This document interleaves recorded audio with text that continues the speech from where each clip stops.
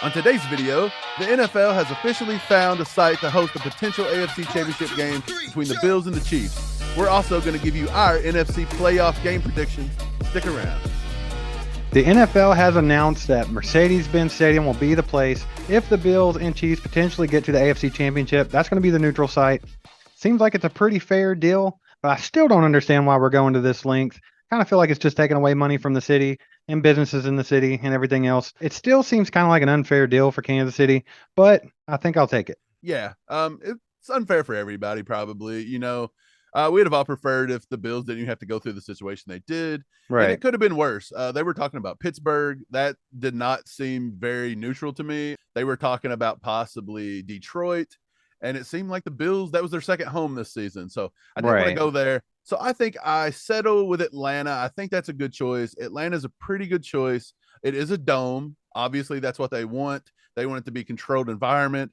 I did look it up today. From Buffalo Stadium to Mercedes-Benz Stadium, it's 13 hours, 887 miles. That's what they got to travel. And from Arrowhead to Mercedes-Benz Stadium, it's 12 to 13 hours, depending on which route you want to take, 791 miles. So the Chiefs actually got away with about 100 less miles of travel.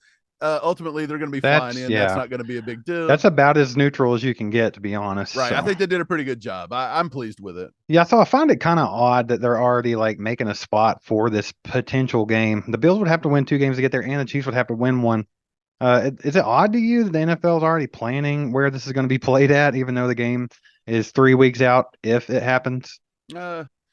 Yes and no. I mean, skepticals can look at it and be like, hey, they're just trying to get this to happen. But I see it as they need to have all their T's crossed and their I's dotted. They have to be prepared. They can't wait to the last minute. These stadiums host other events. I think obviously they tried to get Indianapolis and they were hosting an event. So I think they're just being safe.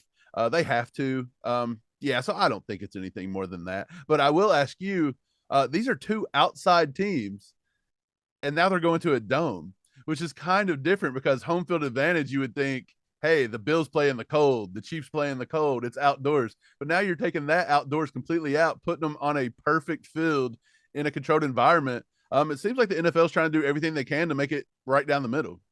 Yeah, but they want a shootout. That's what they want. If that were to be the game, the NFL wants it to be a high-scoring game. They want it to be just like last year's playoff game. They want it to be high-scoring. They want it to come down to the wire. They want the best for entertainment for entire America to be watching. They want it to be like a mini Super Bowl, basically. And that's exactly what it's going to be like if it gets to that point.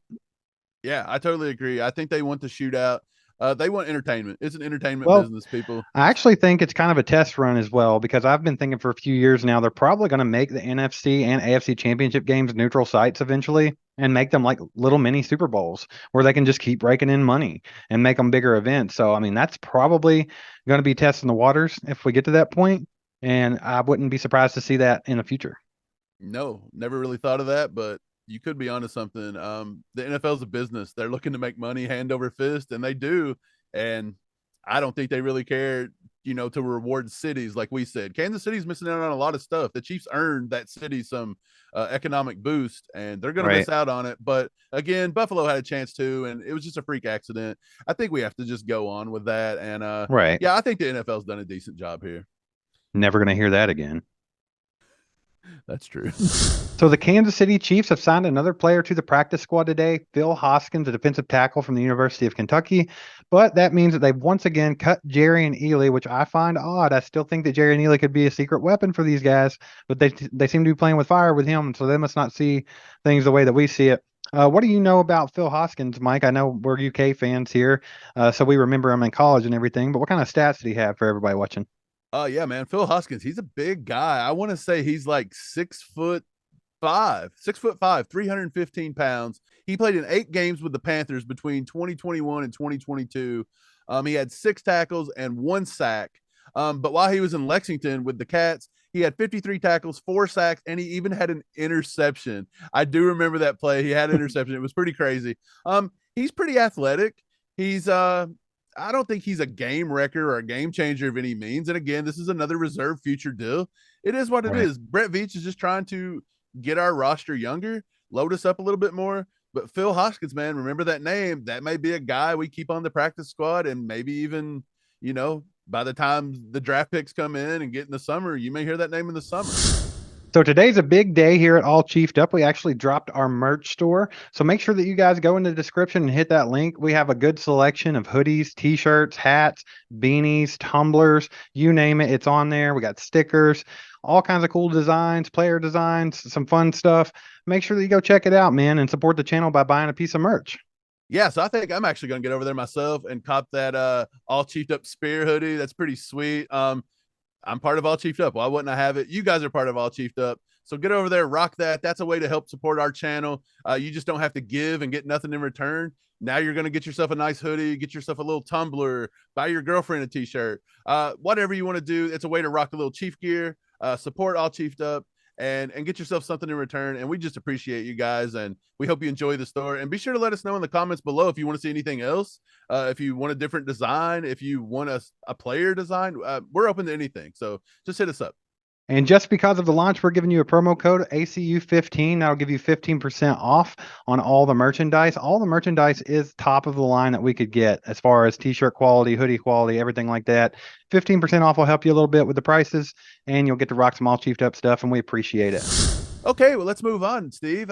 We've been talking about the AFC playoffs a little bit. We've already predicted the Bills. We've already predicted the Bengals. And yesterday, we went ahead and give the edge to the Jaguars. Let's move on and talk about the NFC a little bit. I know nobody really cares too much about the NFC, but ultimately, it could affect us come Super Bowl time. So let's run over those three games really quickly and see what we give some predictions on. Let's start with the Seahawks at the 49ers, Steve. The 49ers have been hot of late, but Geno Smith's had a pretty good year, and the Seahawks snuck in. They limped into the playoffs. Who do you see winning that game? The 49ers should have that game pretty easily. They, like you said, they've been super hot. They're one of the best teams in football right now. I know we faced them and we kind of blew them off the field, but that was when they just got Christian McCaffrey. They've kind of got him into the lineup. Now they have a quarterback, Brock Purdy, that's come in and proved to be better than Jimmy G and Trey Lance. So they have a good thing going for them. I think that Seattle could knock them off. I don't think that's out of the realm of possibility, but I just think that overall, if everybody stays healthy and the game goes pretty routine, I think that 49ers are just too much for Seattle to overcome. Yeah, the 49ers defense, really good. But I will say, I'm not going to write off Seattle that hard, because when you're starting somebody like Brock Purdy, again, he has looked pretty good, but he's still young and he's never been here. Geno has a little bit more experience. Pete Carroll has a lot of experience in these games. The Seahawks got a pretty stout defense in their own right. So I would say it's going to be a ground and pound type of game. I think it'll be low scoring unless all hell breaks loose. But other than that, I'm going to say the 49ers probably win too. I'll give them a slight win, maybe somewhere between 3 and 7, but I would not roll out a Seahawks upset for sure. All right. What do you have for the Giants at the Minnesota Vikings, Mike? Okay, yeah, the Vikings have looked decent all year, but I actually read a stat the other day that if you take their one score games out, they could possibly have only won 2 games this year if things didn't fall their way. But I see that as a good thing. That means they know how to win. They know how to close. Kansas City probably falls right. somewhere around that. I think Kansas City would have fell to about the 6th or 7th seed. So yeah, it's the same thing. You just, I like that in a team. You know how to win. You find a way to win. You don't find a way to lose. There are teams that find ways to lose. So it's probably a good thing. The Giants, I've always thought all year the Giants have been a little bit of pretenders. I'm not sold on Daniel Jones at quarterback. I thought Saquon's had a decent year, but I still don't know. I don't know. I find it hard to trust the Giants. Let's be honest. I think I'm going to go ahead and pick the Vikings here.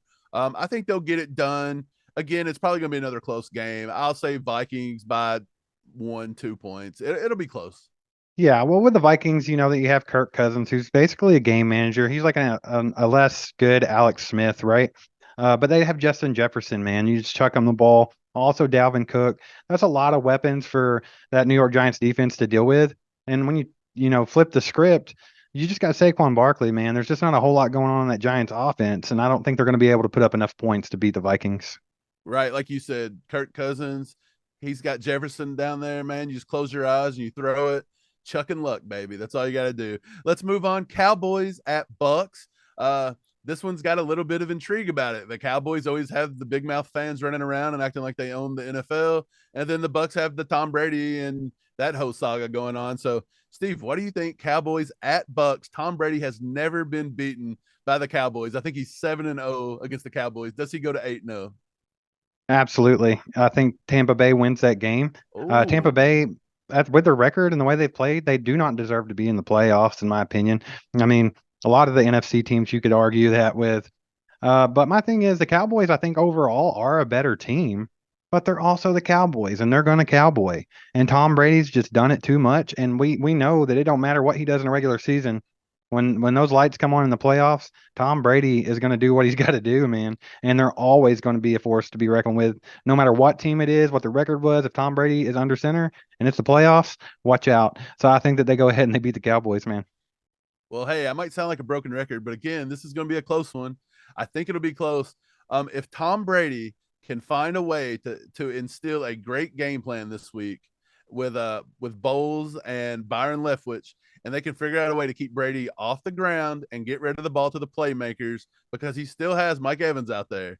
So if he can get the ball to Mike Evans and they can move this ball down the field and rely on that run game just a little bit and slow down that Cowboys pass rush, Michael Parsons is no joke. But I do believe that the Cowboys offense, Dak struggles a lot. He forces, he presses, he turns the ball over a lot. I'm with you. I think the Bucks could win it. I'll go ahead and say the Bucks by a point. I think the Bucks get it. I think if you give Tom Brady the ball with 2 minutes to go, he's going to find a way to win.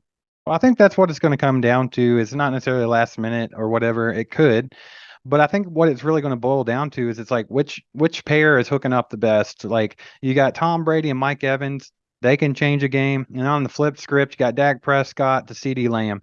One of those two got whoever's clicking out of those two, and which one of those connections is proven to be the best. I think that's the team that wins the game. And right now, I'd put my money on Tom Brady and Mike Evans, especially after seeing that Week 17 performance. Yeah, I'm totally with you. I think the Bucks offense, if they can get it together and put some points on the board, I think they got just as good a chance to anybody to come out of the NFC in general because nobody's playing at full strength except for the Vikings, and it's the Vikings. It's Kirk Cousins, so I don't know how much I want to row with them either. The NFLPA selected their first ever All-Pro team, and we think that one chief got snubbed. So you might want to check this video out right here, and we'll talk about it. Get in the comments and make sure to tell us what you think and who you think got snubbed from the All-Pro team. Also, get down in the description and hit the link to our merch store. Go buy you a piece of merchandise and support the channel. Hit that like button, hit the subscribe button, and hit the bell. And we'll be back Monday knowing who the Chiefs' first opponent in the playoffs are going to be. It's going to be fun. See you guys.